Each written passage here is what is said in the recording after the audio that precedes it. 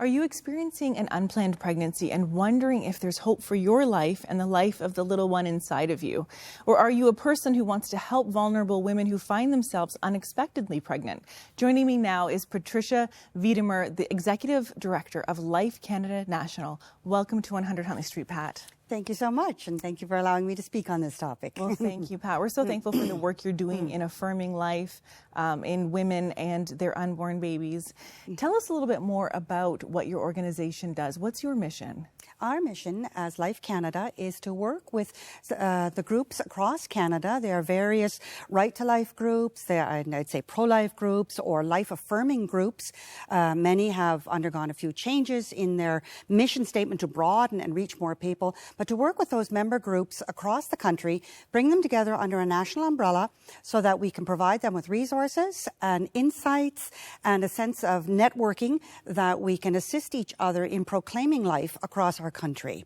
The goal is to proclaim life, uplift the woman in unexpected pregnancy, but now our country suffers so much in an anti-life sentiment and struggles that I would extend that to those suffering through opiate crises, those in danger of choosing MAID at the end of their lives because of disabilities or chronic illnesses and problems such as that at the end of life issues. So we also can add in family dysfunction and all these things. So the goal, the most important thing of our organization is to speak life into the lives of Canadians on the individual level, on the group level as a community, in churches, and of course on a provincial and national level. Well, what you do is so important, and it is so rooted in love. And that's one thing I notice about the mission of your organization, to love women, to love the unborn, to love people in society across Canada, and as you said, foster life. You know, when we think about how life begins and conception, you know, you've got a Master's of Arts in Theology. I do know that about you. Where do you think life really begins for each human being? Well, no, follow the science. It's a conception. There is no doubt about it. That is when everything speaks of the growth of a new human person, separate DNA, completely different from the mother and the father. Life as lived life, the infused soul, we say, comes at that time as well. When else should it? Well, it's ridiculous to say, well, 3 weeks later, 10 weeks later, or some sort of arbitrary means. All logic and reason points to the moment of conception of a child coming into this world biologically and theologically, I would say, as well. Yes, and, you know, at the same time, we do know that so many women across North America, 1 in 4, choose to end their pregnancies through termination. And so we know that we're in a situation where that practice is increasing. Why do you think we're at this crossroads right now where we're seeing this practice happen more and more? Most certainly, this is a grave, grave tragedy. It's self-destruction, nothing less than self-destruction of, well, first of all, the child, the mother. Her life will never be the same. The potential father, or I should not say potential, he is father. The grandparents, all these factors weigh into us destroying our lives through choosing death over life. Why this is so, I would speak from a theological point of view, saying it's a lack of God. And perhaps not God himself, but a lack of understanding who God really is. That he's the God of life, the author of life, life abundant to the full. And our lives may be in crisis. Of course they're in crises. We all suffer crises. We're all vulnerable at some point. Do we trust? Do we trust God to move us out of that? And are we as a community ready to assist that mother finding herself in an unexpected pregnancy with the gift of this new child? Yeah. And I'd add on to that, it's not just your classic stereotypical imagery that we have to work with. But my own daughter, when she was first pregnant, was asked multiple times, do you want to keep the pregnancy? And she's married, she's healthy, she's got everything in the world going for her, and yet this question kept coming up. So even mothers who are joyfully awaiting their new child are still going to be put pressure on. Do you wish to keep the baby? And think of the mother who has no assistance like that. The pressure is enormous. And often, as we know from the statistics, simply overwhelming, and that is a tragedy. It certainly is, Pat. And, you mentioned that, it can be for the young person or older person who experiences an unplanned pregnancy, a crisis, right? They don't know what to do. And in our deepest, darkest crisis, you and I both know God will meet us. You had a personal crisis in your life many years ago with the loss of your husband, and God met you in that season. Yes. The first thing about it, the nature of a crisis is that it's unexpected. Nobody sets out in the morning saying, oh, today I'm ready for my crises. That's not the way life is. So it's going to be a moment of unexpected tragedy, an upset or disturbance in your life in some way, shape or form. And it doesn't have anything to do with my fault or my position. It can come from many, many areas. My husband's suicide was a deeply cutting tragedy into our family. We have never been the same. He chose death instead of life out of financial reasons, and there were ways. There are many ways to get out of those situations. I know that because I've spoken to people in the meantime. For the mother who's unexpectedly pregnant, there are ways to get out. Is it an apartment she needs? Is it diapers? Is it education?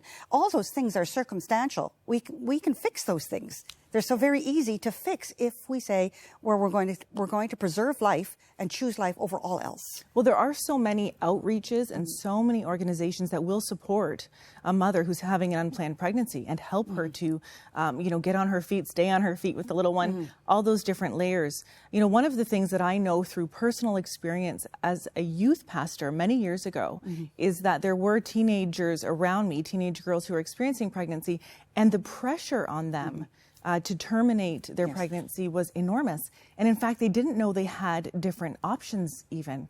What do you think is going on there? Well, I would say it is evil, if I'm allowed to say that on TV. Truly, and it's shocking. It's shocking, pervasive, undermining, destructive, and awful and horrible pervasiveness into the minds and society at large, that we would even consider the idea that it would be better to end a life than to preserve a life is, I can't think of any other society in the world that has done this with such vehemency as ours presently in the Western world is pursuing. And we need to put a stop to that. This was not the Christian way. If we take it back time to the Roman period, we experienced much of what we're living in that day and age too. But it was the Christians who saved the babies. It was them who went out, and it was Christian Roman women who wanted to marry Christian men because they dignified the woman. They preserved her and her position in the household. They loved the children, and in fact, the mantra is, how did they recognize the Christians? It was through their love. And love means sacrifice, love means giving, love means going out of my way to spend time and effort and perhaps great resources in providing and building a better society for all to thrive and flourish. And that's really a call to our viewers now, even watching, who are followers of Jesus. What can you do to support those around you who are experiencing unplanned pregnancies? What can you do to support young women or women at any stage who are not sure how they're going to take care of their baby, where they will live, what kind of needs will be met? And we can do a lot of tangible things that will make a difference. One of the things that's so important is to educate the next generation and capture their imagination, that there are different options if you are experiencing an unplanned pregnancy other than terminating that baby. And you've created this incredible graphic novel called The Gift. So it's really profound. I was a huge comic book fan as a young person. So when I read this, I was like, oh, wow, this is well done. And it is actually also a choose your own adventure comic. And here you can leave this in your churches, at your schools, Christian education schools likely, but you can leave this anywhere. And the three options, it shows how it plays out if a young person chooses to terminate the pregnancy. But what about the option of adoption? A gift that so many people want, and yet we don't have a lot of babies being given up for adoption here in Canada. And many people want to cherish a child and adopt them and raise them up. And then the option of keeping the baby. And it's really beautiful. And you're honest about the parents' responses. You're honest about all of the different layers here that come up when somebody's going through that kind of journey. Yes. What is the heart of this book? When Neil and I sat down, Neil Thompson's the other author. He's a high school teacher at Grace Christian School in Charlottetown, Prince Edward Island, where we both live. We collaborated on this because we wanted to speak the truth of life.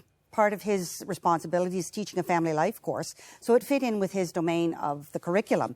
And if you're going to be authentic, you have to be honest. So the word choice today is thrown around everywhere in our world from every possible manner. So if we're going to use that word, then all right, let's show those choices. Fact is that this is the number one option a girl would be presented with, is ending the life of her child through an abortion. And the pressure on the young child or the young teenage mom is enormous. She doesn't have the resources or maturity to deal with this problem. So there are a lot of reasons why she would be susceptible and think like, maybe this is a better plan for my life. There's also the option, though, of adoption. Adoption is not an easy path either. You know, the bonding of a mother with her newborn baby often surprises the young mother, and it becomes very difficult to place that child in the hands of another loving family. Parenting a child is certainly no easy option, as you and I both know, being mothers. It requires a tremendous amount of sacrifice. So when we sat down to write, well, what are the options? They should be authentic. This is what happens in the lives of the young people. We don't need to go into the graphic aspects of that, because that was not the intent of our story. Our story was to show how Josh and Casey would react as a good couple of teenagers, you know, who want to do good, and what would happen in their lives if a pregnancy occurs. Yeah.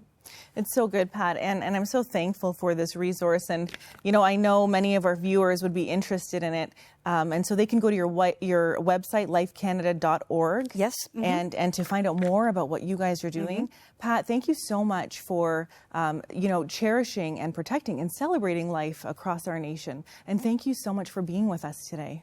Thank you so much for having me. If you're in the midst of an unplanned pregnancy and this is a surprise season in your life, I just want to encourage you that there are so many different resources out there. There are people like Pat and myself and others who want to come alongside you and support you through this season. Remember, in the Bible, in Psalm 139, it says that God knits us together in our mother's womb, and the baby inside of you is so precious, and you are so precious. If you need spiritual support right now, if you need emotional support, please call our prayer partners at 1-866-273-4444. They will be there to listen to you non-judgmentally. It is an anonymous call, and they can connect you to services and supports that will really change your life and make your future and the future of your baby bright and thriving.